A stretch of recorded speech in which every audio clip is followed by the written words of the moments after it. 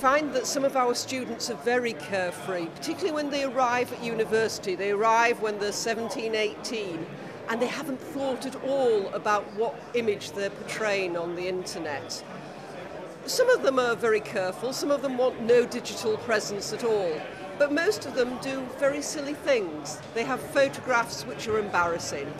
They write words which may impact on their future employability. So yes, a lot of them are far too carefree. We sometimes run an exercise, have you Googled yourself?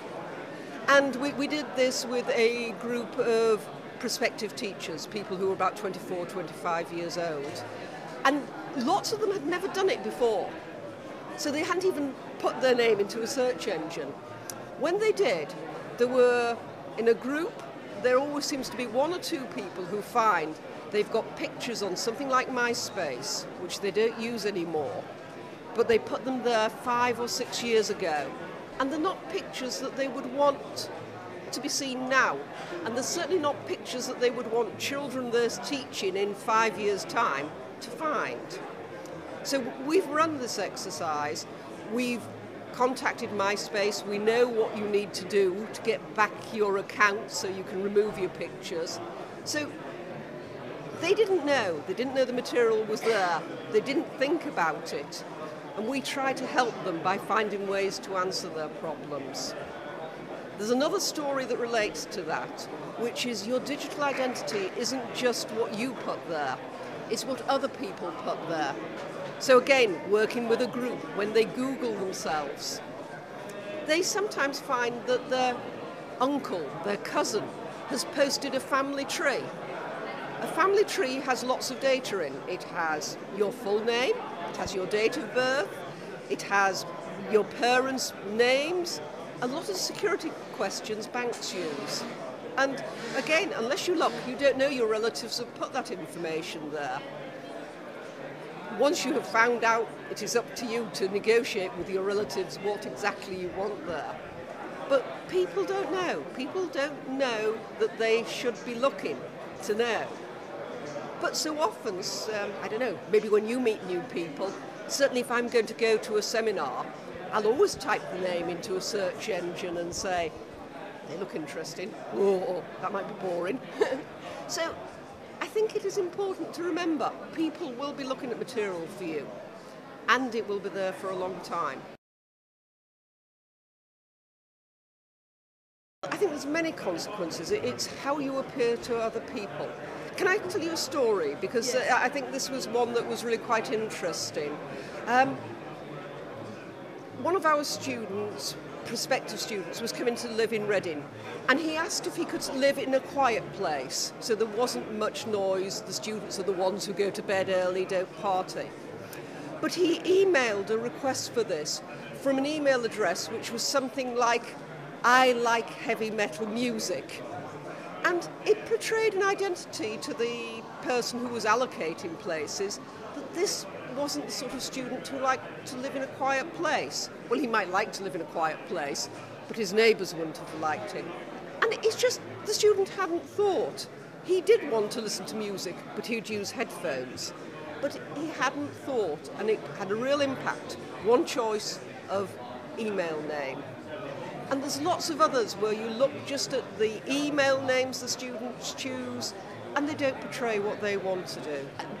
There are some really good examples and there are poor examples. The poor examples are the ones you may have read in the press, where people have lost their jobs because what they have put on Facebook. Somebody says on Facebook that their job is rubbish, and their boss is on Facebook and is their friend. Then it may not lead to a good relationship. But on the plus side, there are stories where people have got jobs through what they've put on the internet. People who want to be journalists, if they start posting to blogs, they've got an evidence base to show to employers. If people want to be computer programmers, which many of my students do, if they work with forums, they advise people, they post material, then their name is known as somebody who's skilled and is good at what they're doing. I could give you another story, so I give far too many stories. That a student who wanted an internship, he used Twitter. He tweeted, 140 characters about things he was interested in. A past student who graduated 2 years ago is in the same community. He sees this, he says, would you like to apply for our internship? You sound just the person we want. And so they meet, they get together, they discover it's exactly what they want. He wasn't employed because he was interviewed on Twitter, but he was employed, he got the internship because he'd made his presence known. What we've been doing is we've been producing resources. We had funding through a charity arm of EduServe, and now we have funding that's local. But we're producing open educational resources, so we're producing workbooks which are Creative Commons. And already some other universities in the UK have taken material we've produced and put it on their careers site, so students there can find it.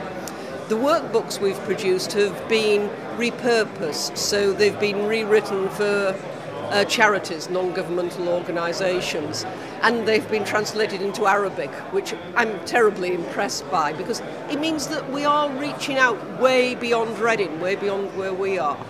And I think it's just a matter for me to do things like talking to you, so that people become more aware of what's there, so raising awareness. When you talk about avatars, there's two things. One, there's the sort of picture you have next to your profile in Facebook or on Twitter. Yeah. And that picture in itself, it's part of your identity. If you have a silly picture of you being sick after you've been drinking, then that would have a bad impact. But there is also the other side of avatars, things like Second Life, where you have a different persona altogether. So you have an avatar whose name isn't yours. And if you're careful, you can keep that avatar name and your real name separate.